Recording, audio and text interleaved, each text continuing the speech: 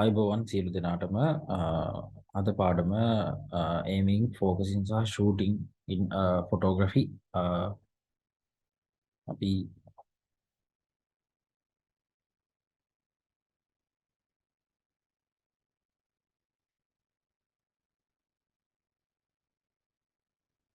මම කුමුදිති තිරංග Jayasinghe aiming focusing and shooting in photography aiming focusing shooting කියන්නේ ඡායාරූපකරණයේදී ඊටාම වැදගත්ම වන දේවල් තුනක්. කියන්නේ ඡායාරූපයක් ගන්න කලින්, ඒ කියන්නේ ප්‍රතිබිම්බයක් අනාවරණය කිරීමේදී කොයි විදිහටද ඡායාරූපයක් ගන්න අපි එමින් කියන්නේ මානනය, එතකොට ફોકસિંગ කියලා හඳුන්වනවා නාභිගත කිරීම, ඉන්පසුව ෂූටින් කියලා හඳුන්වන්නේ අනාවරණය.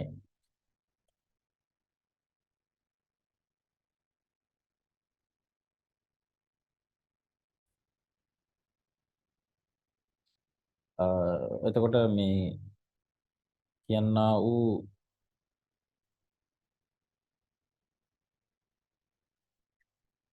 aiming focusing shooting අපි බලමු මොනවද අපි ඉස්සෙල්ලාම ඡායාරූපයක් ගන්නකොට aim කරන්නේ කොහොමද, focusing හදාගන්නේ කොහොමද සහ shooting කරගන්නේ කොහොමද කියලා. aiming this refers to preparing your camera for taking a photo. ඒ කියන්නේ මෙයින් වෙන්නේ ඔයා සැලසුම් කරනවා ඔයාගේ කැමරාවෙන් ෆොටෝ එකක් ගන්න. It involves to checking and adjusting setting. මේ කියන්නේ aiming කියලා අදහස් කරනකොට අපි ෆොටෝ එකක් ගන්න සැලසුම් කිරීමක් තමයි aiming වලදී සිද්ධ වෙන්නේ. එතකොට මේකෙදි කැමරාව චෙක් කරන එක, ඊට පස්සේ settings adjust කරන එක, ISO aperture shutter speed පවා මෙතෙන්දී කියන්නේ මොන වගේ තත්ත්වයක්ද කියලා අපි යම් plan කිරීමක් තමයි මෙතෙන්දී සිද්ධ වෙන්නේ. එතකොට සැකසීමක්ම නෙමෙයි, plan කිරීමක් සිද්ධ වෙනවා. ඒ වගේම තව දුරටත් මෙමරි කාඩ්, ඊපස්සේ බැටරි charge, ඒ සියලු දේවල් මෙතෙන්දී අපි සැලසුම් කිරීමේදී හිතනවා මොන වගේ දේවල්ද. දැන් මම මේ ඡායාරූපයක් ගන්න යන්නේ. දැන් හිතන්න හොඳම දේ. අපි යනවා යම් ෆොටෝ ෂූට් එකක් කරන්න. අපි මොඩලින් ෂූට් එකක් කියලා, ෆැෂන් ෂූට් එකක් කරන්න. එතකොට ඒ සඳහා අවශ්‍ය කරන සියලු දේ සකසා ගැනීම තමයි මෙහිදී සිද්ධ වෙන්නේ. එතකොට මෙතෙන්දී මේ තියෙන්නේ පියවර වශයෙන් සඳහන් කරලා තියෙන්නේ කොයි විදිහටද අපි ප්‍රිපෙයාර් වෙන්න ඕනේ කියන එක සම්බන්ධයෙන් powering on the camera. මුලින්ම කැමරාව on කරන්න ඕනි.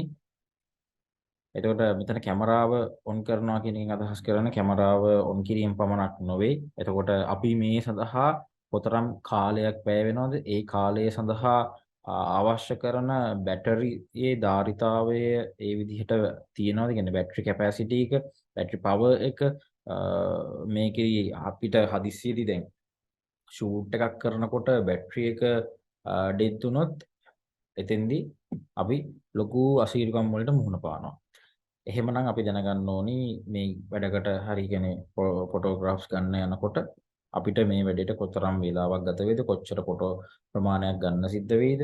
එතකොට ඒ බැටරිය මදි වුණොතින්, බැටරිය බැහැලා ගියොතින්, බැටරිය ඩෙඩ් වුණොතින්, පවර් එක නැති වුණොතින් මොකද්ද ඒ සඳහා ගන්න ක්‍රියාමාර්ග පිළිබඳ මෙතෙන්දී අපි හිතන්න ඕනේ. ඒක තමයි powering on කියලා කියන්නේ. on කියන බටන් එක on කිරීම පමණක්ම නොවේ. ඊළඟට verify and checking settings තියෙනවා. ඒකට verify and adjust camera setting, ISO, aperture, shutter speed, white balance and focusing mode suit the desired shooting condition and creative vision. දැන් මෙතෙන්දි කියන්නේ දැන් අපි කැමරා settings තියෙනවානේ. ඒ කැමරා settings අපි normally adjust කර ගැනීමක් සිද්ධ වෙනවා. ISO, aperture, shutter speed වැනි ඒවට වඩා විශේෂයෙන්ම white balance and focusing mode කියන දේවල් විශේෂයෙන්ම අපි මෙතෙන්දී සලකා බලනවා. අපි දැන් මේක දැන් පාවිච්චි කරන්නේ මොන දැන් අපි හිතමු on කරනකොට මේක අපි ඔටෝ මොඩ් එකේද ගන්නෙ? එහෙම නැත්නම් මැනුවල් මොඩ් එකකද ගන්නෙ? ඒ වගේ ෆෝකස් මේ අපි හිතන්න ඕනි මොඩ් එක මොකක්ද කියලා හිතන්න ඕනි. ඒ හැම දෙයක්ම බලන්න ඕනි ෆොටෝ එකක් ගන්න කලින්. එතකොට checking settings කියලා අදහස් කරන්නේ ඒකයි. එතකොට අපි සමහරක් විට මේ සියලු buttons වැඩ කරනවද කියලා දන්නේ නැහැ. එතකොට මෙතන කැමරා settings වල යම් යම් වෙනස්කම් අපි හැමෝටම කැමරා නැහැ. එතකොට කැමරා නැහැ. ඒ හින්දා අපිට කෙනෙක්ගේ කැමරාවක් ඉල්ල ගන්න සිද්ධ වෙනවා. සමහරක් වෙලාවට අපිට කැමරාවක් රෙන්ට් කරන්න සිද්ධ වෙනවා. මේ වගේ දේවල් වලට අපිට මුහුණ පාන්න සිද්ධ වෙනවා. එතකොට දැනගන්න ඕනි දැන් ඒ වගේ setting සමහර වෙලාවට customize කරලා තියෙන්න පුළුවන්. කවුරුන් හෝ වෙනස් කරලා තියෙන්න පුළුවන්. ඒ දේවල් එතකොට මම කියන්නේ color profile එතනින් ගියාට පස්සේ picture style එක මේ සියලු දේවල්ම චෙක් කරන එක මුලින්ම කරන්න ඕනේ ෆොටෝ එකක් ගන්න කලින්. මොකද Tamanට පුළුවන් විදිහට Tamanට සෙට් වෙන විදිහට තමයි අපි ඒ ෆොටෝග්‍රාෆ් එක ගන්න කැමරාව ඇඩ්ජස්ට් කර ගැනීම තමයි මෙතෙන්දී සිද්ධ කරන්නේ. එතකොට insert in memory card අනිවාර්යෙන් අපි දන්නවා ෆොටෝ එකක් ගන්න කලින් කියන ෆොටෝ එකක් ගන්න බෑ මෙමරි කාඩ් එකක් නැත්තම් අනිවාර්යෙන්ම අපි ගන්න හැම ෆොටෝ එකක්ම මෙමරි කාඩ් එකට තමයි ස්ටෝර් වෙන්නේ. එතකොට අනිවාර්යෙන්ම මෙමරි කාඩ් එකක් තිබීම අත්‍යවශ්‍යයි. එතකොට දැන් මෙතෙන්දී අපි භාවිතා කරන මෙමරි කාඩ් එක සම්බන්ධයෙන්ද අවබෝධයක් තියෙන්න ඕනේ. එතකොට අපි මේ භාවිතා කරන මේ දැන් ෆොටෝග්‍රාෆ් එක ගන්න යන්නේ ටිකක් හයි ක්වොලිටි අවුට්පුට් එකක් තියෙන වැඩක් නම් ඒ වගේම වාගේ කැමරාව හයි ටෙක්නොලොජි එකක් තියෙන කැමරාවක් නම් නෝමල් SD කාඩ් එකක් හෝ CF කාඩ් එකක් මේකට සූටබල් වෙන එකක් නැති වෙයි. එතකොට ඒ සඳහා කියන්නේ කැමරාවේ තියෙන ධාරිතාවයට සරිලන විදිහට මෙමරි කාඩ් එකක් මේකට ඇතුළත් කිරීම තමයි වඩා වැදගත් වෙන්නේ. දැන් සමහරව කරන ගොඩක් ලොකු වැරද්දක් තමයි ෆෝන් එකේ පාවිච්චි කරන මෙමරි පොඩි මයික්‍රෝ SD කාඩ් එකකට ඇඩැප්ටර් එකක් SD කාඩ් ඇඩැප්ටර් එකකට මයික්‍රෝ SD කාඩ් එක දාලා ඒක භාවිතා කරනවා මේ කැමරාව සඳහා. එතෙන්දී ගොඩක් අයට දකින්න හම්බෙලා ඇති ෆොටෝ එකක් ගන්න ගියාන් පස්සේ ෆොටෝ එක එකක් ගහලා අනිත් ෆොටෝ එක ගහන්න කලින් බිසි කියලා වැටෙනවා. ඒ කියන්නේ ඒක මොකද මෙමරි කාඩ් එක එච්චරම ස්පීඩ් රයිට් කරන්නේ නැති හින්දා. ඒතරම් වේගයකින් රයිට් කරන්නේ නැහැ සහ රීඩ් කරන්නේත් නැහැ. ඒ හින්දා තමයි යම් වෙලාවක් ගත වෙන්නේ. එතකොට අපිට මේ තියෙන කාලය මේ තියෙන ඉතා දැන් වයිල්ඩ් ලයිෆ් කරන කෙනෙක්ට මේ ඉතා සුළු මොහොතක් සෑහෙන්න ප්‍රයෝජනවත් වෙන්න පුළුවන්. එතකොට ඒ වගේ අවස්ථාවකදී ඉතාම උසස් තත්ත්වයේ මෙමරි කාඩ් එකක් පාවිච්චි කිරීමම ලොකු වාසි ගෙන දෙන වෙනවා. හරි. ඊට පස්සේ mounting lens attach the appropriate lens to the camera body for the desired focal length or shooting perspective. දැන් මෙතෙන්දි කියන්නේ අපි දන්නවා කැමරාව ඇවිල්ලා කොටස් දෙකයි. කියන්නේ කැමරාවක තියෙනවා කැමරා බොඩි එක සහ කැමරා ලෙන්ස් එක. මේ දෙකේ එකතුවෙන් තමයි අපිට ඡායාරූපයක් ගන්න හැකියාව ලැබෙන්නේ. එතකොට දැන් ලෙන්ස් එකක් අත්‍යවශ්‍යයි. එතන ලෙන්ස් වලින් ලෙන්ස් විවිධාකාර ලෙන්ස් වර්ග තියෙනවා. එතකොට අපි හිතමුකෝ උදාහරණයක් ලෙස ඔබා යනවා සිංහෙක්ගේ එහෙම නැත්නම් කොටියෙක්ගේ වලසෙක්ගේ වගේ ඡායාරූපයක් ලබා ගන්න තමයි සූදානම් වෙලා තියෙන්නේ. හැබැයි ඔයා ගාව තියෙන්නේ 50 මිලිමීටර් වගේ ප්‍රයිම් ලෙන්ස් එකක්. දැන් 50 මිලිමීටර් වගේ ලෙන්ස් එකකින් ඒ වගේ ඡායාරූපයක් ගැනීම සිද්ධ කරන්න බෑ. මොකද ඒකේ තියෙන්නේ අඩු ෆෝකල් ලෙන්ත් එකක් තියෙන 50. දැන් මේ සඳහා සාමාන්‍යයෙන් 400 විතර මිලිමීටර් වගේ තියෙන ෆෝකල් ලෙන්ත් එකක් සහිත ලෙන්ස් එකක් අවශ්‍ය වෙනවා. එතකොට අපි ආස කරන මේ ගන්න ආස කරන ෆොටෝ එක මොකක්ද? ඒ සඳහා භාවිතා කරන්න ඕනි ලෙන්ස් එක මොකක්ද? එතකොට ඒ දේවල් හැම දෙයක්ම හරියට රෙඩි කිරීම තමයි මෙතන මවුන්ටින් ලෙන්ස් කියලා අදහස් කරන්නේ. ඒක කැමරාවට සෙට් කරලා බලන්න ඕනි මොකද්ද මෙතෙන්දී සිද්ධ කරන්න හදන්නේ කියලා. ඊළඟට cleaning and preparing equipment. Clean the camera lens, filter and other accessories to ensure optimal image quality. Also consider attaching any additional accessories like a tripod, external flasher or remote trigger if needed. දැන් මෙතෙන්දි කියන්නේ ඔයා cleaning and preparing මුලින්ම කැමරාව අපි clean කරලා තියෙනවා. දැන් ඔබට දැන් අත්විඳින්න සිද්ධ වෙලා ඇති ඡායාරූප ශිල්පියෙක් වශයෙන් වැඩ කරද්දී AC එකේ වගේ ඉඳලා එළියට එනකොට එකපාරටම මීදුමක් වගේ පොඩි බැඳෙන්න බලනවා ලෙන්ස් එකේ. එතකොට ඒක ඡායාරූපයට හානියක් සිද්ධ වෙනවා. ඒ වගේම ඔබ අදහස් කරන යම් ඡායාරූපයක් ලබා ගන්න. දැන් අපි හොඳම ලොන් එක්ස්පෝසර් ෆොටෝ එකක් ගන්න තමයි ඔබ හිතාගෙන ඉන්නේ. හැබැයි ඔබට ඕනේ ලොන් එක්ස්පෝසර් ෂොට් එකක් ගන්න ඕනේ දවල් කාලේ. දවල් කාලේදී මේ ෂොට් එකක් ගන්නවා නම් අනිවාර්යයෙන්ම ND ෆිල්ටර් එකක් වගේ ෆිල්ටර් එකක් භාවිතා කරන්න සිද්ධ වෙනවා. එතකොට අනිවාර්යෙන් ඒ වගේ ND ෆිල්ටර් වගේ ඇක්සසරිස් තියෙන්න ඕනේ. එතකොට ඒවා ඉමේජ් ක්වොලිටි එකට සෑහෙන්න දුරට බලපානවා. දැන් කැමරාව ක්ලීන් නොකර තිබීම. එතකොට අනිවාර්යයෙන්ම ඩස්ට් එකක් තිබුණොත් එහෙම ඒක බලපානවා. පෝස්ට් ප්‍රොසෙසින් එකේදී තමයි කියන්නේ අපි සංස්කරණයට ගියාන් පස්සේ තමයි මේ දේවල් අපිට යථා තත්ත්වයට පත් කරගන්න වෙන්නේ. ඉතින් විශාල කාලයක් වැය කරන්න සිද්ධ වෙනවා සංස්කරණයේදී අපි මේ දේවල් නැවත වරක් තිබ්බ තත්ත්වයටම හදාගන්න. ඊට වඩා ලේසි ඇත්තටම අපිට කැමරාව ක්ලීන් කරලා ඒ මොහොතේ රෙඩි කරලා තියාගන්න එක අවශ්‍ය ඡායාරූපේ ලබා ගැනීම සඳහා. ඒ වගේම ෆිල්ටර්ස් භාවිතයේද ඊට අමතරව ට්‍රයිපෝඩ් එක. මොකද ට්‍රයිපෝඩ් කියන එක දැන් මම ඉස්සෙල්ලා සඳහන් කරපු විදිහට දැන් ලොන් එක්ස්පෝසර් ෂොට් එකකදී අනිවාර්යෙන් කැමරාව ස්ටිල් තියාගන්න ඕනේ. නොසැලී තියාගන්න ට්‍රයිපෝඩ් එකක් භාවිතා කරන්න සිද්ධ වෙනවා. එහෙම නැත්නම් හෙලවෙන්නේ නැත්නම් තියලා තමයි ගන්න වෙන්නේ. අපි යන හැම තැනකම අපිට අවශ්‍ය ස්ථාන හමුන වෙන්න පුළුවන්. ඒ හින්දා ට්‍රයිපෝඩ් එකක් භාවිතා කිරීම ඉතාමත්ම සුදුසුයි. ඊට අමතරව එක්ස්ටර්නල් ෆ්ලෑෂ් එකක් යම් අඳුරු සහිත ස්ථානයක නම් මේ ඡායාරූපය ලබා ගන්නේ. ඒ සඳහා ෆ්ලෑෂ් එකක් භාවිතා කිරීමටත් පුළුවන්. ඉන් අමතරව රිමෝට් ට්‍රිගර්. ඒ කියන්නේ යම් අපි හිතමුකෝ ශනිකා ලෝකයක් භාවිතා කරනවා දුරින් තියෙන ලයිට් එකක් කරන්න කේබල් මගින් නැත්නම් ට්‍රිගර්ස් මගින් නම් කියන්නේ රේඩියෝ සේව් එකක් තුලින් නම් මේ සිද්ධ වෙන්නේ. ඒවා හරියට ප්ලෑන් කරලා ඒවා ගෙනියන්න ඕනි. ඒ වගේම ෂටර් රිලීස් බටන් වගේ දේවල් භාවිතා කරනවා නම් ලොන් එක්ස්පෝසර් ෂොට් එකකට ඊළඟට HDR එකක් ගන්නකොට ඒ වගේ දේවල් වලට අපිට ෂටර් රිලීස් රිමෝට් එකක් ඕනේ වෙනවා ෂටර් රිමෝට් එකක්. එතකොට මෙවැනි කාරණා සඳහා අපි මුලින්ම ප්‍රිපෙයාර් වෙන්න ඕනේ. කියන්නේ අපි මුලින්ම සකසා ගන්න ඕනේ අපේ දේවල් කොයි විදිහට ඡායාරූපයක් ගැනීමේදී මේ ප්ලෑනින් කිරීම තමයි මෙතෙන්දී ගොඩක්ම සිද්ධ වෙන්නේ. ඡායාරූපය ගන්න පෙර සියලු දේවල් මේ දේවල් රෙඩි කරගෙන හිටියානම් අපිට කිසි ප්‍රශ්නයක් නැතුව ඡායාරූපයක් ලබා ගන්න process එකට ඉදිරියට යන්න පුළුවන්. මේ මොනවා හරි අඩු වෙලා තිබ්බොත් අපි බලාපොරොත්තු වෙනවා. අපි එක්ස්පෙක්ට් කරන ඡායාරූපය ලබා ගැනීමේ හැකියාව අපිට නොලැබී යෑමේ ඉඩ ප්‍රස්තාව වැඩි වෙන්න පුළුවන්.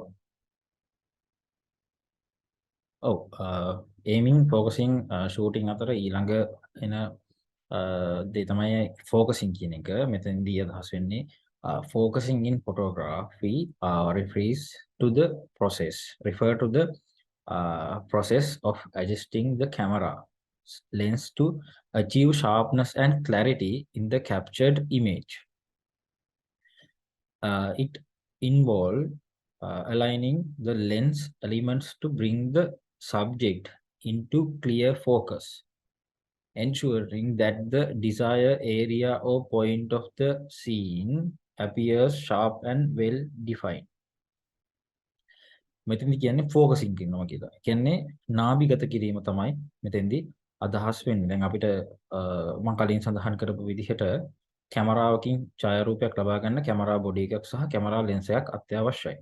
එතකොට මේ කැමරා ලෙන්ස් එක සහ කැමරා බොඩි එක අතර ඒ තියෙන කම්බිනේෂන් එක හරියටම අචීව් කරගන්න අපිට ફોකසින් වැදගත් වෙනවා. Accurate focusing is essential for creating high quality and visually pleasing photographs. When a subject is properly focused, its details are clear, textures are crisp, and important elements are sharp will maintain the desired depth of field. මෙතනදී විශේෂ දේම වැදගත්ම දේ වෙන්නේ ඔයාලා විසින් ගනු ලබන ඡායාරූපය අනිවාර්යයෙන්ම ඉතා පැහැදිලි එකක් වෙන්න ඕන. පැහැදිලි නැති වුණොත් අපිට ඒ තුල තියෙන ඩීටේල් පැහැදිලිව බලා ගැනීමේ හැකියාව නැති වෙනවා.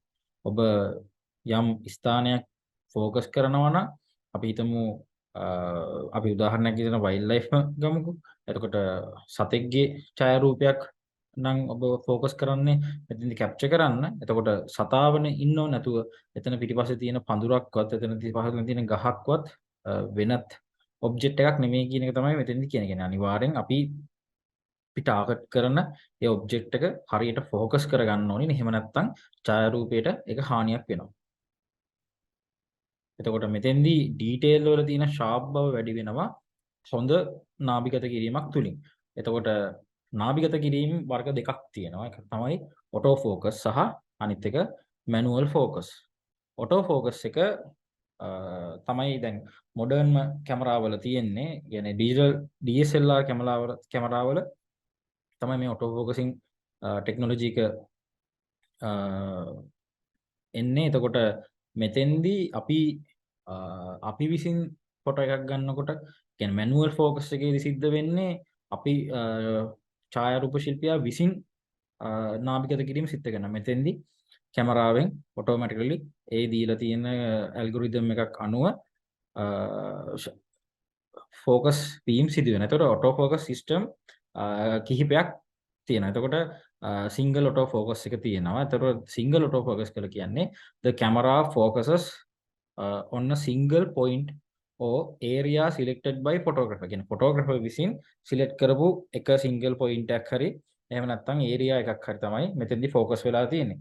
Once focus is achieved, it's remained fixed until the photographer initiate another focus operation. ඒ කියන්නේ එක තැනක් ફોકસ කරාට පස්සේ ඒක ඒ විදිහටම තියෙනවා. කියන්නේ වෙනස් වීමක් වෙන්නේ නැහැ මෙතෙන්දී සිංගල් ඔටෝ ફોකස් එක තුල.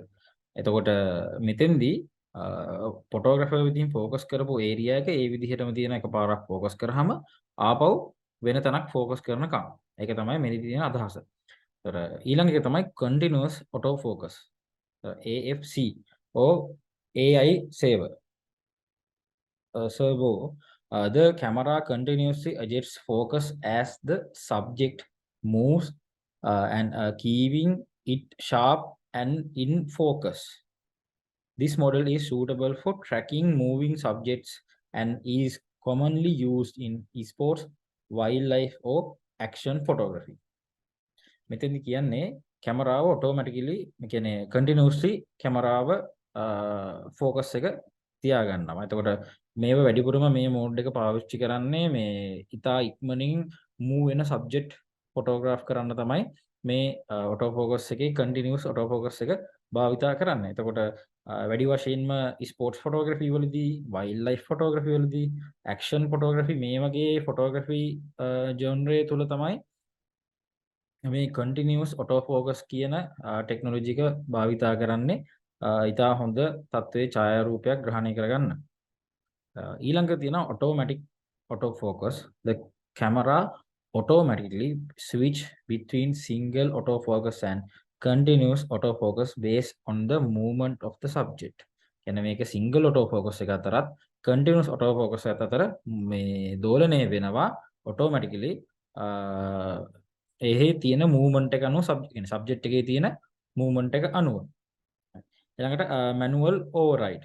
Many autofocus systems provide the option to manually adjust focus even when in autofocus mode. This allows photographer to fine-tune the focus or override the autofocus system decision if necessary. මෙතෙන්දී යම් අපිටම ඡායාරූප ශිල්පයකට autofocus එකකින් ලබා දෙන focus එක ඔහු හිතනවා ඔහුට ප්‍රමාණවත් මදි කියලා. ඔහුට තවත් focus කරගැනීමේ උවමනාව තියෙනවා නම් manual override කියන මොඩ් එකෙන් මේ focusing ඒ ටෙක්නොලොජි එක හරහා පුළුවන් auto focus වෙලා තිබෙද්දිත් ෆොටෝග්‍රැෆර් විසින් manual focus එකකට යන්න ඉඩ ඉඩකඩ මෙතෙන්දී සලසා දෙන එක තමයි ඒ ටෙක්නොලොජි එකේදී වෙන්නේ. එතකොට මේක තමයි ඔටෝ ෆෝකස් වල තියෙන කතන්දරේ. ඊළඟට අපි බලමු මේ තියෙන ඔටෝ ෆෝකස් එකේදී ගන්න ඡායාරූපයක්. මෙවැනි ඡායාරූපයක් මැනුවල් ෆෝකස් කරන්න කිව්වොත් ඇත්තටම යම් අපහසුතාවයන් තියෙනවා. මොකද මෙවැනි සතුන් ඉතා ඉක්මනින් එහා මෙහා ගමන් කරනවා. මෙහිදී දැන් අපි දන්න කොමන් දෙයක් තමයි වන සතුන්ගේ ඡායාරූප එහෙම නැත්නම් බර්ඩ්ස් ෆොටෝග්‍රැෆි මේ වගේ ඡායාරූප ලබා ගැනීමේදී අනිවාර්යයෙන්ම ඇස කියන එක වැදගත්ම සාධකයක්. ඒතකොට සතෙක්ගේ ඇහැ අහුවෙන්න ෆොටෝ එකක් ගන්න තමයි ගොඩක්ම try කරන්න. කියන්නේ ඇහත් එක්ක තිබ්බහම තමයි ඒ ඡායාරූපයේ තියෙන ගුණාත්මක භාවය වැඩි වෙන්නේ සහ එහි ප්‍රකාශනාත්මක භාවයටත් එය ප්‍රබල ලෙසම බලපානවා. එතකොට මේ වගේ දෙයකදී ඔටෝ ෆෝකස් එකේ තියෙන වටිනාකම. දැන් අයි ඩිටෙක්ට් කරන ඔටෝ ෆෝකසින් තියෙනවා. අලුත් ටෙක්නොලොජිස් වල මිරර්ලස් කැමරා වල අයි ෆෝකසින් එක තියෙනවා. ඒතර අයි ඇහැ ෆෝකස් කරලා තිබ්බට පස්සේ සබ්ජෙක්ට් එක කොහොම මූණත් මෙතෙන්දී ඇහැ විසින් ගනු ලබන ඇහැ කියන්නේ ඒ අපි ටාගට් කරන ඔබ්ජෙක්ට් එකේ ඇසට තමයි ෆෝකස් එක ගන්න. එතකොට හොඳ ෂාප්නස් ඉමේජ් එකක් ලබා ගැනීමේ හැකියාව තියෙනවා. මැනුවල් ෆෝකස් එකේ. ඒක මැනුවල් ෆෝකස් එක කියන ඔටෝ ෆෝකස් එකේ අනිත් පැත්ත. ඒ කියන්නේ මැනුවලි තමයි ෆොටෝග්‍රැෆර්ට මේ ලෙන්ස් එකේ තියෙන මැනුවල් එක මේ ෆෝකස් රින් එක කරකවලා ෆෝකස් කරලා Tamanට අවශ්‍ය කරන ෆෝකස් එක හදාගන්න වෙන්නේ. එතකොට මෙතන සමහර අවස්ථා තියෙනවා මේ වගේ මේ කියන්නේ manual focus එකකට යනවා. මෙතන තියෙනවා precise control.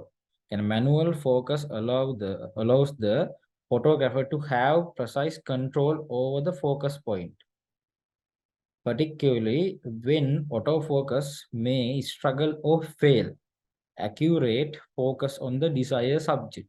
ඔබ ටාගට් කරන වස්තුවේ ගනු ලබන හදන ෆොටෝ එක හරියට ફોકસ වෙන්නේ නැත්නම් කියන ඔටෝ ફોකස් මගින් හරියට ඔටෝ ફોකස් වෙන්නේ නැත්නම් මැනුවල් ફોකස් එකට යන්න වෙනවා කියන තමයි ඒකේ අදහස. දෙක ලෝ ලයිට් කන්ඩිෂන් එකේ. ලෝ ලයිට් කන්ඩිෂන් එකේදී ඔටෝ ફોකස් එක වැඩ කරනවා අඩුයි. මොකද ફોකස් කරද්දී අනිවාර්යයෙන්ම ලයිට් එක හොඳට තියෙන්න ඕනි. මේ ફોකස් කරන ඒරියා එක තුලක් ඔටෝ ફોකස් වලදී. එහෙම නැත්නම් මැනුවල් ફોකස් එකකින් තමයි අපිට අදාළ ඒ ඔබ්ජෙක්ට් එක ફોකස් කරගන්න සිද්ධ වෙන්නේ. අනිත් එක තමයි මැක්‍රෝ ෆොටෝග්‍රැෆි. in macro photography කියන්නේ macro photography වලදී ගොඩාක්ම extreme close up shot වලට යන්න සිද්ධ වෙනවා. එතකොට auto focus එක හරියට ක්‍රියාත්මක නොවෙන්න ඉඩ තියෙනවා.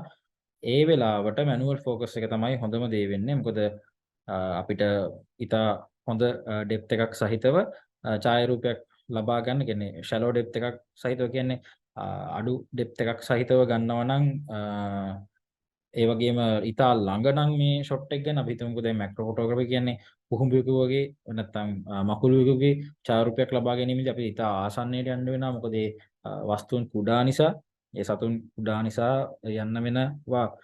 ඉතාම ආසන්නයට ඒ වගේ අවස්ථාවල ඔටෝ ෆෝකස් එක ක්‍රියාත්මක වීම වල යම් යම් බාධා ඇති වෙන්න පුළුවන්. එතකොට මැනුවල් ෆෝකස් එකක් තුල එහෙම ප්‍රශ්නයක් ඇති වෙන්නේ නැහැ. ඡායාරූප ශිල්පියා බලාපොරොත්තු වෙන විදිහටම ફોකස් එක සිදු කරගැනීමේ හැකියාව තියෙනවා. ඊට පස්සේ ඊළඟ තමයි creative control. Manual focus allows photographer to intentionally blur or defocus certain elements in the frame, creating artist effect. artistic effect එකක් ගන්න ඕන නම් තමයි මේ වගේ ඒත් මේ manual focus එක වැදගත් වෙනවා කියන එක තමයි මෙතෙන්දී අදහස් වෙන්නේ. when using manual focus මෙතෙන්දී කියන්නේ මේ focus එක manual focus එක ගැන කතා කරද්දී මේ පහත තියෙන දේවල් වැදගත් වෙනවා කියලා කියන්නේ. ඒක visual aid utilize the camera focus assist feature such as focus peaking, magnification or digital splitting image to assist in achieving accurate focus. දැන් ඔබට දැන් ෆොටෝ එකක් ගන්න කලින් දුර තියෙන වස්තුවක් නම් නමුත් ඒක වයිඩ් වගේ නම් කියන්නේ වයිඩ් ලෙන්ස් එකකින් ගනු ලබන ඡායාරූපයක් වෙන්න පුළුවන්. අපිට ඉතා පැහැදිලිව කියන්නේ මැග්නිෆයි කරලා විශාල කරලා බලන්න ඕනි අනිවාර්යයෙන්ම ફોකස් එක හදාගන්න කලින්. මොකද ફોකස් එක අපි විශාල කරලා බැලුවේ නැත්තම් අපිට නිකන් දුර සිට පේන විදිහට බැලුවොත් ඒක ફોකස් නැති වෙලා තියෙන්න පුළුවන්. නමුත් මැග්නිෆයි කරලා බැලුවහම හොඳට ફોකස් කරගැනීමේ හැකියාව තියෙනවා. Tripod or stabilization in a situation where the pressures focus in crucial. Using a tripod or stabilizing the camera can help minimize shake or movement that may affect focus. ඔබ tripod එකක් හරි නැත්නම් එහෙම නැත්නම් stabilizer එකක් භාවිතා කරනවා නම් කැමරාව සඳහා මේ ඊටාම අඩු shake එකක් සහිතව ලබා ගන්න ඕනි. මොකද මේ කියන්නේ දැන් මෙතෙන්දී අදහස් කරන්නේ ફોකස් පොයින්ට් එක දැන් අපිට ફોකස් එක දුන්නාම එක තමයි තියෙන්නේ. අපි ෆෝකසින් රින් එක කරකවනකම් ඒක වෙනස් වෙන්නේ නැහනේ. එක්කෝ කියන්නේ එක්කෝ කැමරාව මූව් වෙනවා නම් හරි එහෙම නැත්නම් දැන් කැමරා මූව්මන්ට් එකකදී තමයි මේක ගොඩක්ම වැදගත් වෙන්නේ. දැන් මැනුවල් ෆෝකස් එකක් දුන්නට පස්සේ ඒක කොයි වෙලාවකවත් වෙනස් වෙන්නේ නැහැ. එහෙම නැත්නම් කැමරාව වෙනස් වෙන්න ඕනේ. එහෙම නැත්නම් වස්තුව වෙනස් වෙන්න. දැන් මෙතෙන්දී අදහස් කරන්නේ එහෙම වස්තුව වෙනස් වෙන්නේ නැත්නම් අපිට හෑන්ඩ් හෙල් වගේ ගන්න ගියාම ෆොටෝ එකක් කැප්චර් කරන්න ගියාම මේ ෆෝකසින් එකේ යම් යම් බාධා ඇති වෙන්න පුළුවන්. එහෙනම් ට්‍රයිපෝඩ් එකක් හරි ස්ටෙබිලයිසර් එකක් පාවිච්චි කරන එක තමයි හොඳම දේ කියලා කියන්නේ. practice and experience. මේ අපි මේ ඉගෙන ගන්න දේ හැම දෙයක්ම අපි කැමරාවක් භාවිතා කරලා හරියටම මැනුවල් ෆෝකස් එකක් කරන පුරුදු වෙන්න ඕනේ. නැතුව එකපාරට ගිහිල්ලා කැමරාවක් අතර ගත්ත ගමන් ගිහිල්ලා ටක් ගාලා ෆෝකසින් කරලා මම මැනුවල් ෆෝකසින් කරනවා කියලා කිරීමේ හැකියාව ඉතා අඩුයි කියන එකයි මෙතෙන්දී අදහස් කරන්නේ. හින්දා අත්දැකීම් සහ පුහුණුව තමයි වඩාත්ම වැදගත් වෙන්නේ මැනුවල් ෆෝකස් එකකදී. මේ තියෙන්නේ AF කියලා කියන්නේ ඔටෝ ෆෝකස්, MF කියලා කියන්නේ මැනුවල් ෆෝකස්. දැන් මැනුවල් ෆෝකස් එකට දාලා දාන්න ඕනේ අනිවාර්යෙන් මැනුවල් ෆෝකස් කරනවා නම් ඔටෝ ෆෝකස් තියලා මැනුවල්ලි ෆෝකස් කරන්න කියතින් ෂටර් බටන් එක ක්ලික් කරන අවස්ථාවල ෆෝකසින් පොයින්ට් එක තියෙන තැනට ෆෝකස් එක හැදෙන්න පුළුවන්. ඒ හින්දා අනිවාර්යෙන්ම මැනුවල් ෆෝකසින් කියන මේ පැත්තට ටික් එක දාලා ඉවර වෙලා තමයි ඡායාරූප ශිල්පියා මැනුවල් ෆෝකස් කිරීම සිදු කරන්නේ.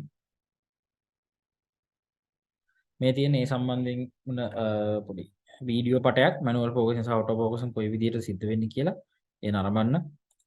What's up, you guys? Thank you so much for tuning in. Welcome to my channel. Roman wasn't built in a day here. Today, I'm going to show you the difference between autofocus and manual focus. A lot of people have been calling into my live stream on Instagram and asking me these questions, so I'm going to break it down for you real quick. You see this little box right here? That's your autofocus. That's the box that I have it set to right now. That's usually the type of box I use, but there's other size boxes and whatnot that you can use for autofocus. You can set it to automatic detect faces and all that, but for right now, the camera is focusing by itself. Typically, there is a switch on the outside of the lens right here. See where it says AF, MF, that's autofocus and manual focus. If I take my finger and I move the box to focus over here, now it's going to focus over there. And if I move it to focus back on me, it's going to focus back on me. Okay, that's how autofocus works. Now, manual focus is pretty self-explanatory.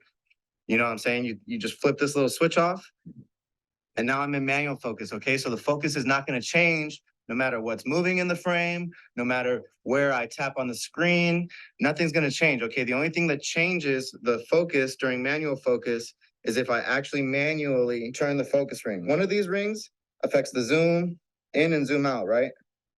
The other one affects, see how? Now we got the background is in focus.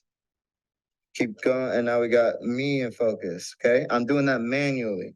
I'm turning it manually with my hand, okay? Let me switch it back to auto, and boom. See, if I step out, the background goes in focus, step in, I'm in focus. That's the difference between autofocus and manual focus, man. It's up to you what you want to use. I always recommend in the beginning to definitely practice manual focus as much as possible. It helps you get in tune with your camera. It helps you understand. On a professional set, focus pulling is an entire job. Somebody spends the entire day just pulling focus, man. So it's a very important skill to have. Make sure you check out my video on how to be a good videographer, how to be a great videographer. Stay confident, love yourself. Think about it, baby. Oh, and drop in the comments, what's up? දැන් එකකින් ඔබට තේරුම් ගන්න පුළුවන් කොයි විදිහට auto focus එක සහ මැනුවල් ෆෝකස් එක ක්‍රියාත්මක වෙන ආකාරය. ඊළඟට තියෙන දේ තමයි ෂූටින් කියලා කියන්නේ. ඒමින්, ෆෝකසින්, ඊළඟට ෂූටින්. මෙතෙන්දී ෂූටින් ඉන් කන්ටෙක්ස්ට් ඔෆ් ෆොටෝග්‍රැෆි.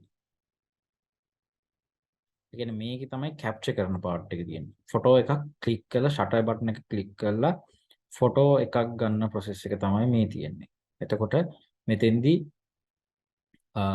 ගොඩාක් දේවල් ගැන සැලකිලිමත් වෙන්න ඕනේ. හැම දෙයක් ගැනම මෙතෙන්දී සැලකිලිමත් වෙන්න සබ්ජෙක්ට් එක, ලොකේෂන් එක, ලයිටින් කන්ඩිෂන්, ස්ටයිල් එක, මොඩ් එක, කොයි විදිහට ඉමේජ් එක කියන කිර මෙන්න මේකෙදී ෂූටින් වලදී ප්‍රධාන වශයෙන්ම අපි ඒ ගැන සැලකිලිමත් වෙන්න ඕනේ.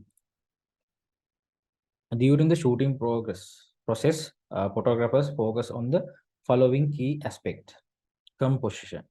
Composition කියලා කියන්නේ අපි ගන්න ෆ්‍රේම් එක ගැන තමයි මෙතෙන්දී ඇත්තටම කතා කරන්නේ composition කියලා. ඒතර composition වලදී composition වල කිහිපයක් තියෙනවා. ඒක simplify the scene, avoid the middle, ඊළඟට rule of third මේ වගේ golden points වගේ මේ වගේ compositions කිහිපයක් තියෙනවා. ඊට අමතරව leading lines, framing මේ හැම දෙයක්ම තමයි composition කියලා කියන්නේ. එතකොට ෆ්‍රේම් එක පෝර්ට්‍රේට් සයිඩ් එකට ගන්නවද, ලෑන්ඩ්ස්කේප් සයිඩ් එකට ගන්නවද? මේ හැම දෙයක්ම මේ කම්පොසිෂන් වලට අදාළ වෙනවා. ඒතන කම්පොසිෂන් කියලා කියන්නේ රාමුව තුල හිතාමතා වස්තු තැබීම තමයි මෙතෙන්දී අදහස වෙන්නේ කම්පොසිෂන් කියලා. සිංහලෙන් කියනවා නම් සංරචනය තමයි. ඒක තමයි කම්පොසිෂන් වලදී අදහස් වෙන්නේ. මේකෙන් තමයි ඔබ ගන්න ඡායාරූපේ කොයිතරම් දුරට කොයි වගේ ප්‍රකාශනයක්ද එමගින් සිද්ධ වෙන්නේ. එහි තියෙන ගුණාත්මක සහ කලාත්මක අගය වැඩි වෙන්නේ කම්පොසිෂන් කරන ආකාරය අනුව. ළඟට exposure. Adjust the camera setting including aperture, shutter speed and ISO. කියන්නේ මෙතන තියෙන ප්‍රධානම දෙයක් තමයි exposure triangle එක. exposure triangle එකේ තියෙන්නේ aperture, shutter speed සහ ISO. එතකොට ඔබ හරියටම ඡායාරූපයක් ගත්තොත් එහෙම correct expose එක අපි කියලා කියනවා. එහෙම නැත්නම් ඩාර්ක් එකක් ගත්තොත් under expose කියලා කියනවා. වැඩිපුර එළිය වෙලා සුදු වෙලා ගිය ගත්ත ඡායාරූපයක් ලබා ගත්තොත් over expose කියලා කියනවා. එතකොට focusing මෙතන අපි බලන්න ඕනේ ගත්ත ෆොටෝ එක හරියට focusing මේ දේවල් හරියද කියලා බලලා තියෙනවා දැන් කලින්. ඊළඟට timing and movement එක අපි ගන්න මේක shot එක ගන්න movement එක. කොයි අවස්ථාවකද මේ movement එක ගන්න? දැන් අපි හිතමු street photography එකක්, documentary, sport, විශේෂයෙන් sport වගේ photography එක. දැන් අපි හිතමු cricket match එකක්, football match එකක් කොතෙන්දද මේ ඡායාරූපේ මම ලබා ගන්නේ කියන එක සම්බන්ධයෙන් මෙතන timing and movement කියන එක කතා කරන්නේ. ඊට පස්සේ creativity and style. එතකොට මෙතන personally දැන් එක එක ඡායාරූප ශිල්පීන් එක එක වගේනේ. අපි හැමෝගෙම නෑ පොදු වෙච්ච දේවල් අපි හිතන තැන තුල. හිතන තැන තුල එහෙම පොදු වෙච්ච දේවල් ඊටාම අඩුයි. එතකොට මෙතෙන්දී බලන්න ඕනි ආටිස්ටික් විෂන් එකක් බලන්න ඕනි, එක්ස්පෙරිමන්ට් කරන්න ඕනි, ලයිටින් ටෙක් මේ හැම දෙයක් ගැනම වෙනත් ඇසකින් නිරීක්ෂණයක් තියෙන්න ඕනි ඡායාරූප ශිල්පියෙක් වුණාම. අපි බලමු මේ exposure triangle එකේ තියෙන මේ aperture එක. aperture එක කියන්නේ කාච විවරය. කාච විවරයේ අගය තමයි aperture කියලා හඳුන්වන්නේ. මේකෙන් කැමරාව තුළට කොපමණ ආලෝකයක් ලැබෙනවද කියන එක තමයි මෙතෙන්දී පාලනය කරන්නේ. එතකොට මේවැ අඩුම f අගය එකත් වැඩිම f අගය 32ත් කියලා හඳුන්වන්න පුළුවන්. එතකොට මේකේ මෙහෙම දෙයක් තියෙනවා. aperture එක කියන්නේ ප්‍රමාණයෙන් විශාල මගය. කියන්නේ ප්‍රමාණයෙන් විශාලයි aperture එක. එතකොට එකේදී ප්‍රමාණයෙන් විශාලයි aperture එක. හැබැයි 32 දී අගයෙන් වැඩි වුණාට ප්‍රමාණයෙන් කුඩා වෙලා තියෙන්නේ. එතකොට මේ aperture එකෙන් මොනවාද aperture එකෙන් ෆොටෝ එකක් ගද්දි මොනවටද බලපාන්නේ? ප්‍රධාන වශයෙන්ම aperture එක බලපානවා පළවෙනිම දේ ආලෝක පාලනය කරන්න. ඒ කියන්නේ expose එකට අනිවාර්යෙන් බලපානවා. අනිත් එක depth of field එකට. depth එක කොච්චරක් දුරට ශේෂ්ත්‍ර ගැඹුර කියලා තමයි depth of field එක කියන්නේ. depth of field එකට කොච්චර බලපෑමක් සිද්ධ කරනවද කියන එක මේ aperture එකෙන් තීරණය කරන්න පුළුවන්. මේ තියෙන aperture එකට උදාහරණයක්. එතකොට මම කෝ f1 තියෙනවා, f32 තියෙනවා. f1 තමයි තියෙන විශාලම size එක. f32 දී ඊටාම කුඩා වෙලා තියෙනවා. එතකොට F එකේදී දැන් මෙතන මෙහි ඉන්න අපි මේ ගැහණු කෙනෙක් කියලා සැලකුවොත් එයාගේ හැඩය අනුව එයා ફોකස් කරලා තියෙද්දි පිටිපස්ස සහ ඉදිරිපස. දැන් ඡායාරූපයක් ගන්නකොට නාභිගත වෙන ස්ථාන දෙනවා පෙරබිම සහ පසුබිම කියලා තියෙනවා. එතකොට මෙතනදී පෙරබිම සහ පසුබිම දෙකම යම් බ්ලර් වීමක් තියෙනවා. එතකොට අපි ඩෙප්ත් එක අඩුයි කියලා සලකනවා. ඒ වගේම F එකේදී වැඩි ආලෝකයක් කැමරාව තුළට ලැබෙනවා. මොකද එහි විවරය විශාල වෙන නිසා. එතකොට අනිත් පස්සෙන් ගත්තොත් එimhe F32 තියෙන ස්මෝල් ඇපර්චර් එකක්. එතකොට ස්මෝල් ඇපර්චර් එකේදී තියෙනවා හොඳ ඩෙප්ත් කියන්නේ ඩෙප්ත් ඔෆ් ෆීල්ඩ් එක වැඩි මෙතෙන්දී වස්තුව වගේම වස්තුවෙන් ඉදිරිපස කියන්නේ පෙරබිම සහ පසුබිමයි මේ සියල්ලම පැහැදිලිව පේන්න තියෙනවා යම් තියුණුව බලා ගන්න හැකියාව තියෙනවා. එතකොට හැබැයි ලයිට් එක ගැන සලකා බලද්දී ඇපර්චර් එක වැඩි වෙනකොට කියන්නේ ඇපර්චර් එක එකේදී වැඩි ආලෝකයක් ලැබෙනවා වගේම ඇපර්චර් එක 32 දී ඉතා අඩු ආලෝකයක් තමයි ලැබෙන්නේ. මේ වීඩියෝ පරිණ නරඹන්න. එතකොට ඇපර්චර් එක සම්බන්ධයෙන් තියෙන තවත් ප්‍රශ්න තියෙනවා ඔයාලට විසඳ ගන්න පුළුවන්. What is aperture? Perhaps the most influential parameter of photography, aperture plays an important role in composition and setting up a shot. Let's take a closer look. Simply put, aperture is the hole in the lens through which light travels into the camera body and onto the camera sensor. To understand, let's look at the human eye. All cameras are designed like human eyes. The cornea of our eye is similar to the front element of the lens, gathering light and bending it inward toward the iris. The iris can expand or shrink, controlling the size of the pupil, which passes light into the inner eye. The pupil is what we refer to as the aperture in photography. The amount of light that falls onto the retina is determined by the size of the pupil. The larger the pupil, the more light falls onto the retina. The larger the aperture of the lens, the more light enters the camera. The iris of the lens controls the size of the aperture and is called the diaphragm. The diaphragm's function is to block all light with the exception of the light that goes through the aperture.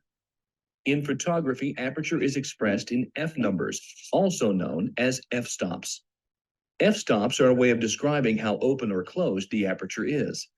The smaller the f-stop means a larger aperture, while a larger f-stop means a smaller aperture. This can be tricky to remember since large f-stops mean small aperture sizes. So an f-stop of f1.4 is larger than f2.8 and much larger than f8 or f11.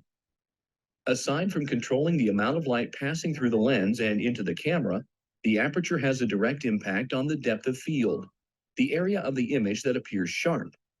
A large f number such as f16 will bring all foreground and background objects into focus, while a small f number such as f1.4 will isolate either the foreground or background objects and make everything else blurry. Every lens has a limit on how large or small the aperture can get. If you take a look at the specifications of your lens, it should indicate the maximum apertures, lowest f numbers, and minimum apertures, highest f numbers. The maximum aperture of the lens is much more important than the minimum aperture because it shows the speed of the lens. Lenses with apertures of f1.4 or f2.8 are considered fast lenses because they can pass more light into the camera than, for example, a lens with a maximum aperture of f4 or f5.6. That's the reason night photography usually requires fast lenses. The minimum aperture of a lens is usually not important and should rarely be used as diffraction will cause the image to lose clarity. It is also worth noting the two types of lenses, primes and zooms. Prime lenses have a fixed focal length, meaning they cannot zoom without physically moving closer or further away from the subject. Zoom lenses give you the flexibility for you to zoom in or out of an object while remaining stationary. While prime lenses will have a fixed maximum aperture, the maximum aperture of a zoom lens will often get smaller as the focal length increases. These lenses are called variable aperture lenses. This is important because for a zoom lens with a focal length of 70 to 200 millimeters, the aperture may increase from f3.5 to f5.6, decreasing the amount of light entering the camera. Because aperture controls the amount of light entering the camera, it also affects other parameters such as ISO and shutter speed. A larger aperture or smaller f number will let more light into the camera, allowing you to use a faster shutter speed or lower ISO value. This is beneficial to eliminate motion blur and reduce the amount of noise that your camera will produce if its ISO gets bumped up. Faster shutter speeds can be essential in scenes with lots of motion, like sports and wildlife photography. So a fast lens can help increase your shutter speed or decrease your ISO value if your shutter speed is set to a specific value. Fast lenses are also imperative for any kind of nighttime photography. Whether you're taking pictures of the Milky Way or doing a moonlit photo shoot, large apertures will let as much light in as possible. Small apertures can be useful as well. Shooting landscape scenes requires everything in crisp focus, so smaller apertures will sharpen any out-of-focus areas that may come about. To enable manual adjustment of aperture values, set your camera to either aperture priority or manual mode. Aperture priority will let you change aperture values manually, while leaving shutter speed and ISO up to the camera's internal metering system. Manual mode lets you control every aspect of the camera, allowing you to change ISO, aperture, and shutter speed. I personally leave my camera in aperture priority mode 99% of the time for most types of photography. With all this information, you should be able to start using your lenses and cameras to the best of their ability. Aperture is probably the most stylistic setting you can change on your camera, allowing for unique effects that can take your images to the next level. What අපච එක සම්බන්ධයෙන් වූ පැහැදිලි කිරීමක් තමයි මේ video එකේ අපි දැක්කේ. එතකොට කොයි විදිහද මම කලින් කියපු කාරණා මෙහිදී තවත් පැහැදිලි වෙන්නේ නැති කියලා මම හිතනවා. What? ඊළඟට අපිට එක්ස්පෝෂර් ට්‍රයිඇන්ගල් එකේදී වැදගත් වෙන අනෙත් ආලෝක පාලනය කරන දෙවෙනි ෂටර් ස්පීඩ් එක කැමරාවක් තුල තියෙන මෙතෙන්දී කොපමණ වේලාවක් ආලෝකය කැමරාව තුලට ලැබෙනවද කියන එක තමයි මෙතෙන්දී තීරණය වෙන්නේ. එතකොට මෙතෙන්දී කියන කාලය සම්බන්ධව තමයි ෂටර් ස්පීඩ් එක වැඩ කරන්නේ. අපි කොපමණ කාලයක් ෂටර් එක ඕපන් කරලා තියනවද කියන එක අනුව තමයි මෙතෙන්දී ආලෝකයේ එතකොට කොතරම් වේලාවක් ලැබෙනවද ඒක අනුව තමයි මෙතෙන්දී ෂටර් ස්පීඩ් එකේදී වෙන ප්‍රොසෙස් එක සිද්ධ වෙන්නේ. එතකොට ෂටර් ස්පීඩ් එකේදී දේවල් දෙකකට ඉෆෙක්ට් කරන ෆොටෝග්‍රැෆි වලදී පළවෙනිම දේ තමයි එක්ස්පෝස් එක, ඊළඟ අනිත් එක තමයි මෝෂන් බ්ලර් එක. කියන්නේ ෆ්‍රීස් වෙච්ච ෆොටෝ එකක් ගන්නවද එහෙම නැත්නම් බ්ලර් වෙච්ච ෆොටෝ එකක් ගන්නවද කියන එක තීරණය වෙනවා ෂටර් ස්පීඩ් එක අනුව. හරි. එතකොට ෂටර් ස්පීඩ් එකේ තත්පර ගණන් වලින් තමයි සඳහන් වෙන්නේ. දැන් මෙතන තත්පරයේ පළවෙනියට තියෙන දෙවෙනි පොයින්ට් එකේ අන්තිමට තියෙනවා ඉන්ක්ලූඩ් කියන්නේ එක යට 1000 තියෙනවා. එතකොට එකයට 500 ඔය වගේ තියෙන කියන්නේ තත්පරෙන් 1000න් පංගුව, තත්පරෙන් 500, තත්පරෙන් 250, තත්පරෙන් 125, තත්පරෙන් 60, තත්පරෙන් 30 සහ තත්පරෙන් 15 යන විදිහට තියෙනවා. මෙතන විනාඩියේ තත්පරේ, තත්පර 2, 3, 5 ඔය විදිහට 10 ඔය වගේ විවිධ අගයන් සහිතව වෙනවා. මේ තියෙන ෂටර් ස්පීඩ් එක සම්බන්ධ වෙච්ච රූප සටහනක්. ස්ලෝ ෂටර් ස්පීඩ් එකේදී අපිට මෝෂන් එකක් ලබා ගන්න පුළුවන් වෙනවා. ඒ කියන්නේ යම් දැන් මේ රූප සටහනේ පෙන්වන විදිහට ස්ලෝ ෂටර් ස්පීඩ් එකේ ලයිට් එක ගැන කතා කරන ලයිට් එක වැඩි, මෝෂන් එක බ්ලර් වෙලා තියෙන්නේ. කියන්නේ ෆ්‍රීස් වෙච්ච ෆොටෝ එකක් හම්බෙන්නේ නැහැ. ඊළඟට වැඩි වෙන්න ෂටර් ස්පීඩ් එක වැඩි වෙන්න ආලෝකයේ අඩුවෙන් හම්බෙන්නේ. හැබැයි ෆ්‍රීස් වෙච්ච ෆොටෝ එකක් ලබා ගැනීමේ හැකියාව ඔබට ලැබෙනවා. මේ තියෙන්නේ ෂටර් ස්පීඩ් එක සම්බන්ධයෙන් පැහැදිලි කරන වීඩියෝ එකක්. එය නරඹන්න. What is shutter speed? Well, it may seem like the answer is obvious. There's more to shutter speed than meets the eye. Let's take a closer look. Shutter speed is one of the 3 pillars of photography, the other 2 being ISO and aperture. Also known as exposure time, shutter speed is defined as the length of time the image sensor in a camera is exposed to incoming light.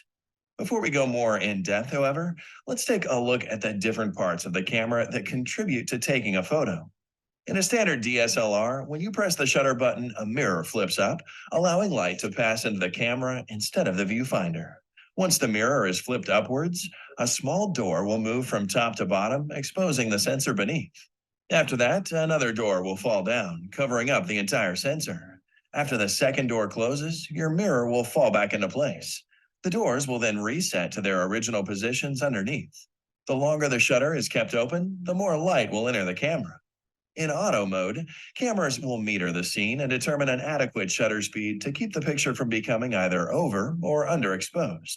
You can manually change the shutter speed by either putting the camera in shutter priority mode, which will let you change shutter speed, letting the camera calculate ISO and aperture, or full manual mode, which gives you full control over all your camera settings. Shutter speeds are measured in fractions of a second when under 1 second. For example, 1/4 displayed on the camera means the shutter speed is 1/4 a second, whereas 1/250 means the shutter speed is 1/250th of a second. Most cameras can handle shutter speeds as fast as 1/4000th of a second, or sometimes even as high as 1/8000th of a second, and shutter speeds as long as 30 seconds. Longer shutter speeds can be achieved using a function known as bulb mode, where the shutter speed is determined by the length of time the shutter button is activated, either manually or through a remote trigger. It's good to know what effects different shutter speeds have, as it can affect the type of picture produced. Short shutter speeds, often quicker than 1/1000th of a second, are fast enough to capture the fast movement of wildlife and sports, and freeze water droplets and small particles. For everyday photography, shutter speeds around 1/100th of a second are fast enough to keep subjects from blurring. If you're shooting handheld, longer shutter speeds may also cause your shaky hands to blur the photo. Newer lenses from most manufacturers have attempted to solve this problem by introducing vibration reduction technology into lenses to correct for minor shakes. Night photography will often utilize longer shutter speeds to capture as much light as possible. Shutter speeds as long as 20 or 30 seconds may even be used to take pictures of the Milky Way. Knowing the principles of shutter speed will allow you to make better decisions about how you want your picture to look, whether you're freezing the action, creating a time warp effect, letting in little light, or as much as you can. Though it's a very basic concept of photography, it is no less important in making a fantastic photo. Stay subscribed to Apple Apps for more animations about photography released every month. ඔව්. එතෙන්දී කතා කරේ shutter speed එක සම්බන්ධයෙන්. එතකොට වැඩිම shutter speed එක වෙන්නේ 8000ක් ලෙසත් අඩුම ෂටර් ස්පීඩ් එක ලෙස තප්පර 30 තියෙන්න පුළුවන්. ඒ වගේම බල්බ් මොඩ් එක තියෙනවා. බල්බ් මොඩ් එක මගින් ඔබට හැකියාව තියෙනවා කැමති වෙලාවක් ෂටර් එක ඕපන් කරලා තියන්න. එතකොට මේවා තමයි ප්‍රධානම දේවල් වෙන්නේ ෂටර් ස්පීඩ් එක සම්බන්ධයෙන්. ෂටර් ස්පීඩ් එක අනුව මෝෂන් බ්ලර් එකද ෆ්‍රීස් වෙලා ෂොට් එකක් වදිනවද කියන එක තීරණය වෙනවා වගේම ආලෝකයේ කොතරම් දුරට කොතරම් වේලාවක් ලබා දෙනවද කියන එක තීරණය කරනවා. ගොඩක් කැමරාවල ෂටර් ස්පීඩ් එක 4000 වගේ තමයි තියෙන්නේ. නමුත් වර්තමානයේ තියෙන දියුණු තාක්ෂණික තියෙන කැමරාවල ෂටර් ස්පීඩ් එක 8000 දක්වා වැඩි කරලා තියෙනවා. ISO මෙතන ISO කියන එකෙන් තේරුම තමයි International Organization for Standardization. However, when referred to ISO in context of the photography, මෙතනදී ඇත්තටම කතා කරන්නේ කැමරාවේ sensitivity එක ගැන. ඒ කියන්නේ කැමරාව කොතරම් දුරට ආලෝකයට sensitive වෙනවද කියන එක තමයි මෙතෙන්දී අදහස් වෙන්නේ. එතකොට image sense එක මගින් තමයි මේ ආලෝකය ලබා දෙන්නේ. මේ ඇත්තම කියනවා නම් කෘත්‍රිමව ලබා දෙන කියන්නේ ආලෝකයක් යම් sensor එකේ sensitivity එකක් තමයි මෙතන තියෙන්නේ light එකට දක්වන.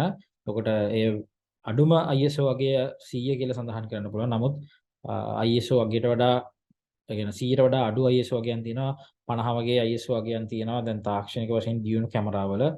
ඒ වගේම විවිධ කැමරා වල 1 ලක්ෂ ගණන් වලට යනකම් ISO වැඩි කරන්න පුළුවන්. නමුත් අර ප්‍රධාන දේ වෙන්නේ ISO වැඩි කරන්න මේ සම්බන්ධයෙන් එන ISO සම්බන්ධයෙන් ඉමේජ් එකට නොයිස් එකක් එනවා. ඒ නොයිස් එක අපි මගහරවා ගන්න තමයි ගොඩක්ම උත්සාහ කරන්න ඕනේ. සමහරු මේ ISO එකකින් වැඩි කරාම එන නොයිස් එක තමන්ගේ ඡායාරූපයේ කලාත්මක ඡායාරූපයක් කරන්නත් සමහරු උත්සාහ ගත් අවස්ථා තියෙනවා. නමුත් තරමක් දුරට ඡායාරූපයට සිදු කරන හානියක් වෙන්නත් පුළුවන්.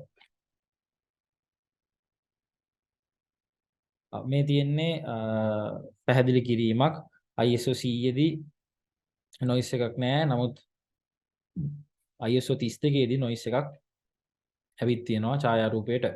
දැන් මේ තියෙන්නේ noise එක පෙන්වන විදිහ. මේ තියෙන්නේ ISO සම්බන්ධයෙන් වෙච්ච කරපු හදපු වීඩියෝ එකක්. ඒත් නරඹලා ඉන්න. What is ISO?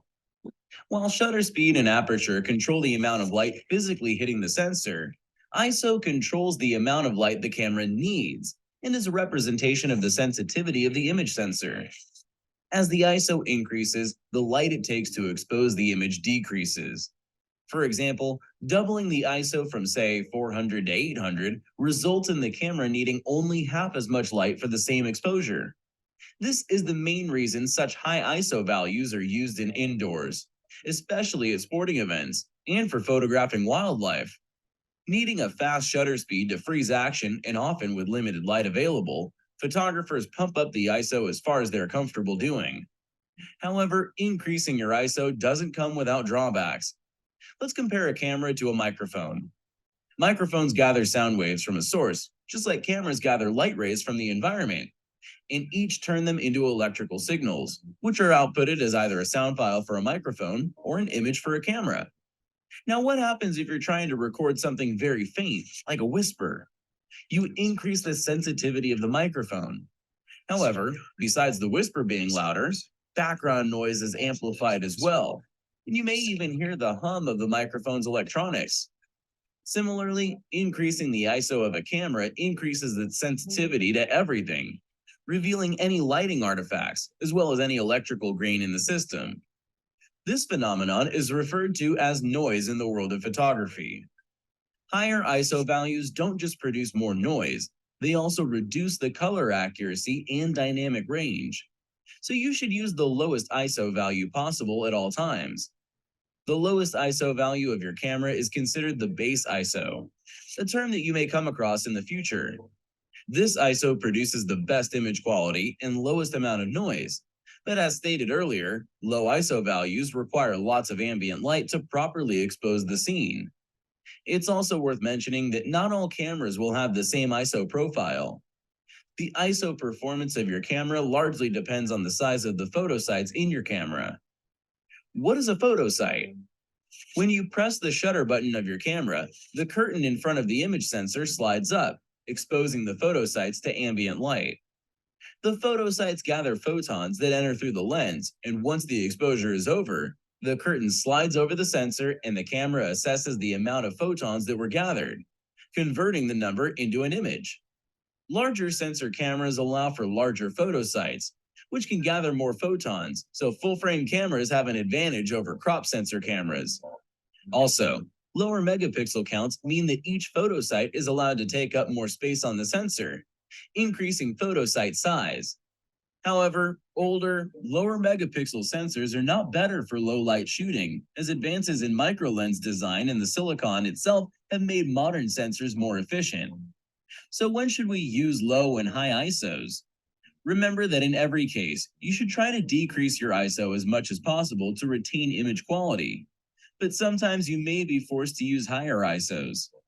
Low ISOs are particularly useful in outdoor photography, where the sun will provide lots of light for your camera, allowing you to more freely use faster shutter speeds and smaller apertures. ISO for indoor photography is largely situational. Depending on how well lit the area is, you may want to use higher ISO values. Remember that if your subject is not moving, you can use a slower shutter speed, or if you're okay with a shallower depth of field, use a larger aperture. Night photography, whether it be a moonlit photo shoot or astrophotography, will inevitably require high ISO values. This is where you need to experiment with your camera to find out how far you can push it without serious drawbacks.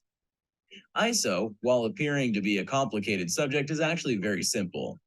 By exploring your camera's ISO profile and realizing when to use high and low ISOs with an understanding of the principles of image noise and sensitivity, you will be able to directly improve the quality of your photos and be more comfortable with your camera.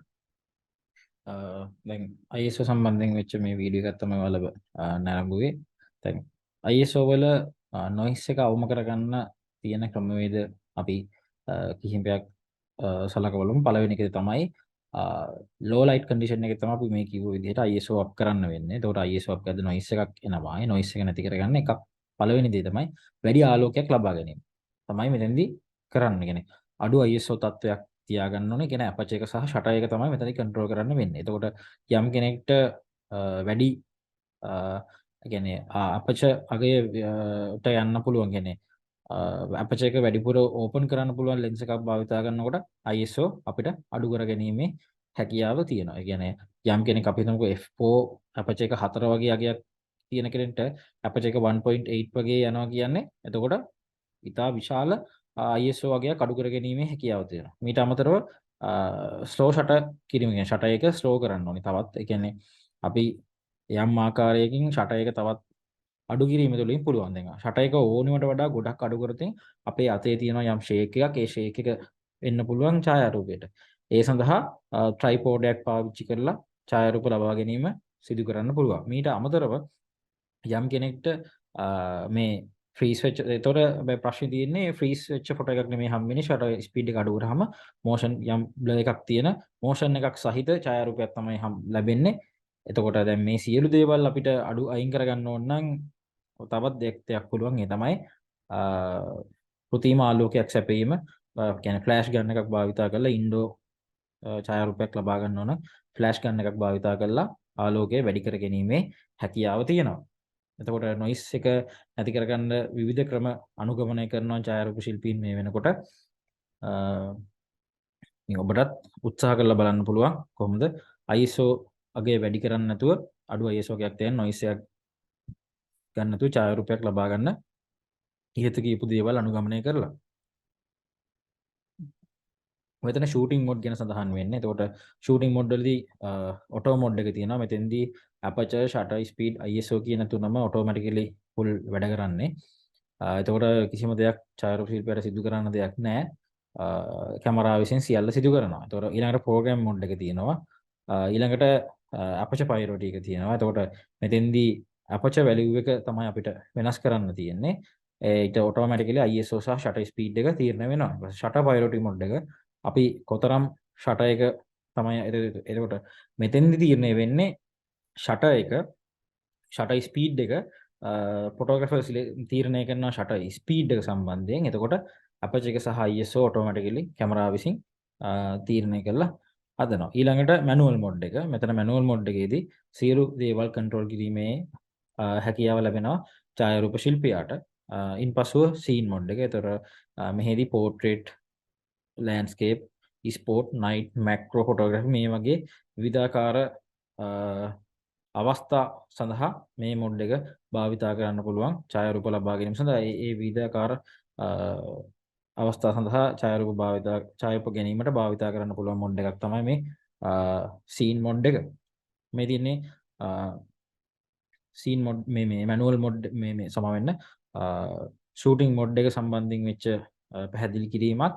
එතකොට නිකොන් වල කොයි විදිහටද තියෙන්නේ, Canon වල කොයි විදිහටද තියෙන්නේ. Manual mode එක M අකුරෙන් දැක්වෙනවා. එතකොට අපචර් priority එක නිකොන් වල A ලෙසත්, කැනන් වල AB ලෙසත්, ෂටර් ප්‍රයොරිටි එක නිකොන් වල S ලෙසත්, කැනන් වල TV ලෙසත්, ප්‍රෝග්‍රෑමින් මොඩ් එක දෙකේම P ලෙසත්, ඔටෝ මොඩ් එකේ පොඩි වෙනස්කම් සහිතව තමයි අපිට බලා ගැනීමේ හැකියාව තියෙන්නේ.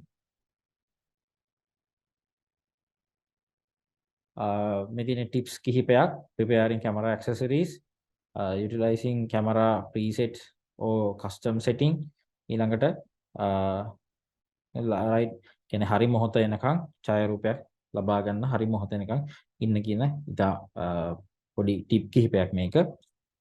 මේ තියෙන්නේ යම් මම ඉන්ටර්නෙට් එක තුලින් සොයාගත්ත වීඩියෝ එකක්. එතකොට මේ මගින් ඔබට හැකියාව තියෙනවා ඡායාරූප ශිල්පියෙක් වශයෙන් මොන වගේ දේවල්ද තවත් අපි කන්සිඩර් කරන්න ඕනි එක්ස්පෝස් එකක් කරන්න යනකොට කියන එක ඒ සම්බන්ධයෙන් වෙච්ච වීඩියෝ එකක් නරඹන්න.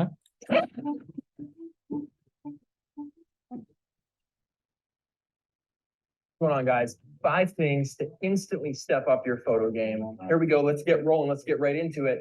Number 1, angles. No more hip shots or blind fire. We're going to think about this. Angles are huge. Instead of just pulling out your phone or your camera and snapping the subject, be it an object or a person, at whatever's the easiest angle, just take 10 extra seconds and think about, where could this look cool from? Objects typically look really, really good or way better when they're taken from a waist level. So you're at the same perspective of the object, or just put a little thought into it. Maybe just move around to the left or move to the right, move to the back. Just take 10 extra seconds and think to yourself, how can I make this look better than just snapping it for the sake of just snapping it? Because we all know, we get home, people compare photos and they always say, wow, yours looks a lot better than mine. Why is that? So we thought about those angles. That's number one. Tip number two, shoot through something. Instead of just taking a shot, maybe dangle something in front of the lens a little bit. Maybe if you're outside taking a portrait, instead of shooting the people in the forest, maybe back into the tree a little bit so you can see those branches and the leaves hanging down in front of the lens. It gives you bokeh, gives you nice out of focus elements, and it adds that extra to the photo that is otherwise missing if you didn't do it. Maybe shoot through the handle of a mug. Take 2 playing cards, hold them up to the lens, shoot through that. Essentially, shoot through anything. Put an object in front of the lens and just finagle your way through so you can see the subject through whatever it is that's blocking the lens. That adds a huge dynamic. It frames your shots in a really creative and interesting way. Give that one a shot. Unintended. Number 3, think opposite. Let's say we're going to go do the landscape shot. We are in front of Lake Louise. Everyone is taking the same photo. If there's 100 people there, your photo might be better. It might be better lit, but for the most part, the composition of Lake Louise from those 100 people isn't going to differ very much. And this doesn't just have to do with landscape photos. It can do with, let's say you're taking a picture of a deck of cards, or maybe you're shooting a smartphone, maybe a book, maybe a pair of boots. It doesn't matter. It could be a living room. Try to think what the most common, typical place the photo would be taken from. So everyone stands in front of the mountain here. Everyone places the deck here. Get that in your head and then completely kick it off. Think, okay, I'm going to shoot it from the back forward. I'm going to shoot it upside down. I'm going to shoot it from the left, from the right, from above. It's these little things. It's these little tips that end up producing huge results. But just by taking 10 seconds ahead of time and saying to yourself, this is what everybody does right here. What is completely opposite from what everybody does? And I'm going to do that. You might surprise yourself. Hell, it could be shit too. Talk about lighting. Lighting is huge. If your stuff isn't lit well, A, no one can see it. B, it just looks like it. C, there's no reason it has to look bad.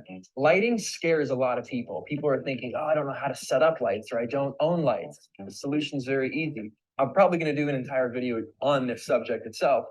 Just move to a window. That's it. Just stand in front of a window. If you're shooting an object, just move to a window. Find the light, essentially. If it's dark outside, maybe don't take the photo unless you're trying to go for night photography. If you're trying to take a picture of something in a restaurant and the lighting's poor, just wait. Just do it tomorrow. You know, if it's grainy and it looks bad and you can't figure out the light, there's probably a reason you shouldn't be taking the photo right now. Unless that's your job, and that's a whole other story. We're just talking about regular people taking photos on a regular basis, and we want to up that quality. You're not going to die. There's no fire. Wait till tomorrow. Wait for golden hour. And if you don't know when golden hour is, you can Google it. There's apps to show it. You can ask Siri, hey Siri, when's golden hour? Window light is naturally diffused, especially if you're on a cloudy day. That cloud cover provides like a big giant softbox, if you will. So your photo is probably going to end up looking 100 times better, and you're going to say to yourself, damn, this actually looks incredible. You're welcome. Number 5, placing objects into the frame that help tell the story. Maybe it's people, maybe it's something, maybe it's different objects. Let's say we're going to take a picture of a deck of cards. We're putting it on a table. It's kind of boring by itself. So maybe we add a laptop. Now we're going to add a cell phone. Maybe we'll throw a sweater in there and a mug. Those things are just creeping into the corners, but that provides an atmosphere now. The picture's much more interesting. It's not focused on just the laptop. It's not focused on the sweater. And we made that very clear by keeping those things to the edges. They're not the focus points. The deck of cards is the focus point. But we've added these extra elements to just create more of a mood, more feeling, more of a story in this photograph. And it took an extra 10 seconds to just drop these things in. You'll notice that a lot of these tips, all these things are very, very basic tips, but will elevate your photography, be it with an iPhone, be it with a DSLR, be it with an Instax camera, whatever. They'll make your photos better. So try them out. I think you're going to get some mileage out of it.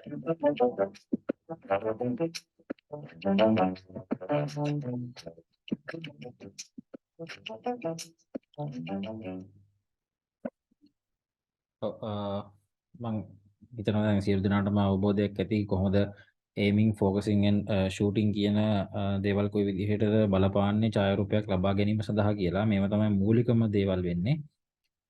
එහෙනම් ඔබට සුබ දවසක්.